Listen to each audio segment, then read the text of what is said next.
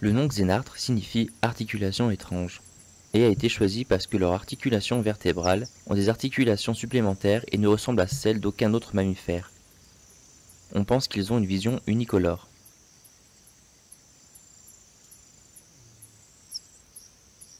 L'ordre des Cingulata est né en Amérique du Sud à l'époque du Paléocène et, en raison de l'ancien isolement du continent, y est resté confiné pendant la majeure partie du Cénozoïque.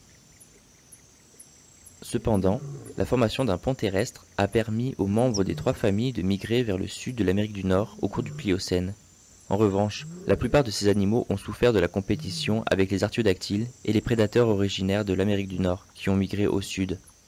Beaucoup se sont éteints après cet événement. Glyptodon avait à peu près la même taille et le même poids qu'une coccinelle Volkswagen. Ce drôle de mammifère avait des pattes courtes et un énorme dôme blindé sur le dos. Cela aurait rendu presque impossible pour les prédateurs de le manger. Les paléontologues pensent que le changement climatique n'est pas le seul événement responsable de la disparition de cet animal. Les humains avaient déjà commencé à envahir leur territoire.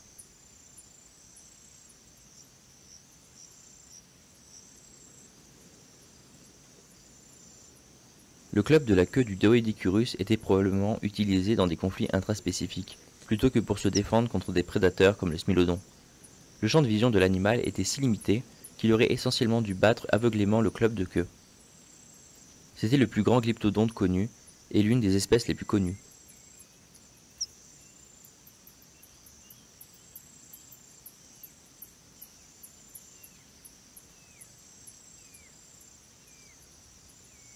La partie supérieure du crâne et le corps du Panoptus étaient protégés par une armure hémisphérique, composée d'une centaine d'écailles arrondies. La queue, courte et en forme de coin, se composait de petites bandes osseuses, avec de petites pointes utilisées pour la défense. Les glyptodontes se sont éteints à la fin de la dernière période glaciaire, avec un nombre d'autres espèces de mégafaunes.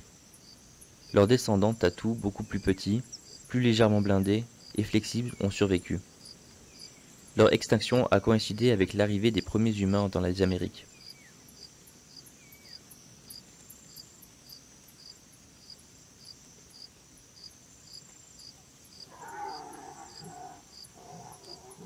Le tatou à 9 bandes sont des animaux solitaires, principalement nocturnes, qui sortent pour se nourrir au crépuscule. Leur recherche de nourriture peut causer de légers dommages au système racinaire de certaines plantes. Le tatou peut menacer la tortue gaufrée en voie de disparition en les chassant agressivement de leurs terriers et en revendiquant les terriers pour eux-mêmes.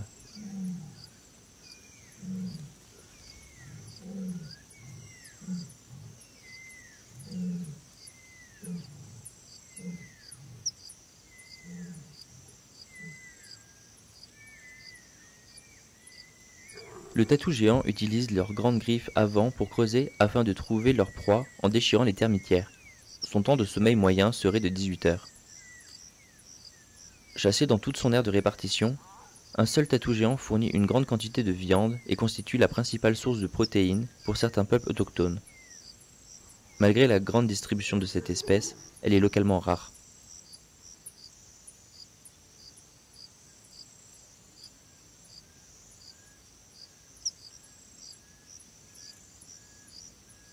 Le tamanoir peut être trouvé dans plusieurs habitats, y compris les prairies et les forêts tropicales.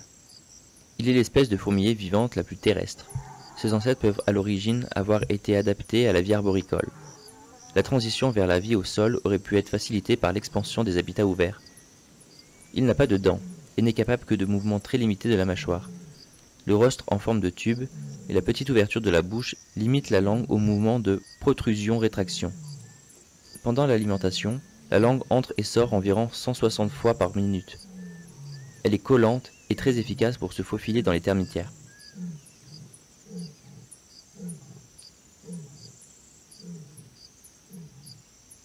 Les tamanduas du Nord vivent presque entièrement d'un régime de fourmis et de termites, bien qu'ils aient également été observés en train de manger de petites quantités de fruits.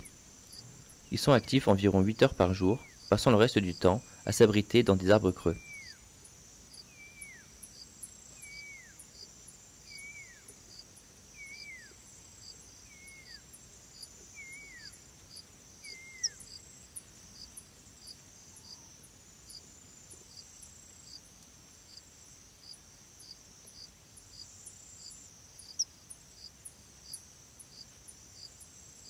Mylodon a été traditionnellement considéré comme un brouteur dans les zones ouvertes, ce qui est théorisé sur la base de son paléo-environnement ainsi que de la végétation trouvée dans les excréments fossilisés.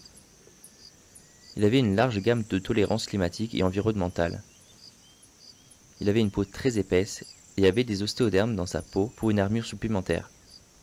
Il est peu probable que le mylodon ait eu des ennemis naturels autres que les humains.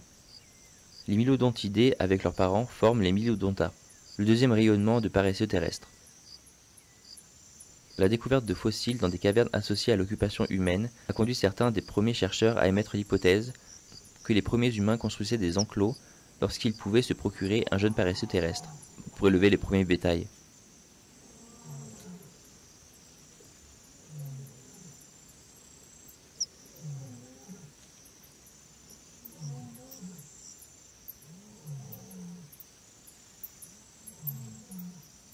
Megatherium est l'un des plus grands mammifères terrestres connus, aussi grand que les éléphants modernes.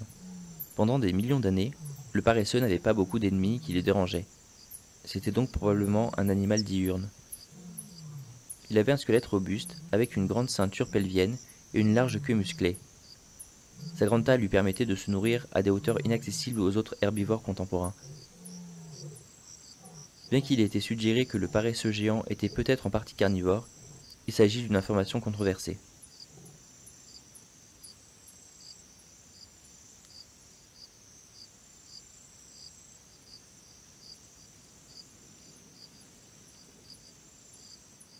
Les derniers paresseux terrestres d'Amérique du Nord appartenant à un autre Theriops sont morts si récemment que leurs excréments fossiles séchés sont restés intacts dans certaines grottes, comme s'ils venaient juste de les déposer.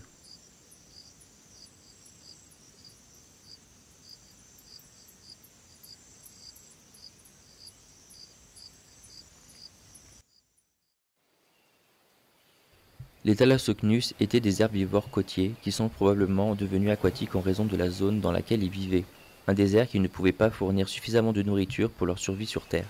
Il a probablement traversé les fonds marins et déterré de la nourriture avec ses griffes. Il ne pouvait certainement pas faire de longues virées marines.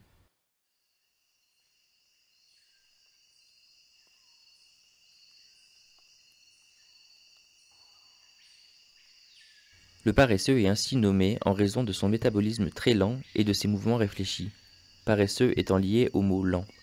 Il s'agit d'une adaptation évolutive à leur régime alimentaire à faible teneur en énergie de feuilles, et pour éviter d'être détectés par les oiseaux prédateurs et les félins qui les chassent à vue. Les paresseux sont presque impuissants au sol, mais sont capables de nager. Ils sont recouverts d'une algue qui colonise son pelage, leur donnant une couleur verdâtre, l'aidant à se camoufler davantage dans la végétation, leur mouvement lent permettant la propagation de cette algue.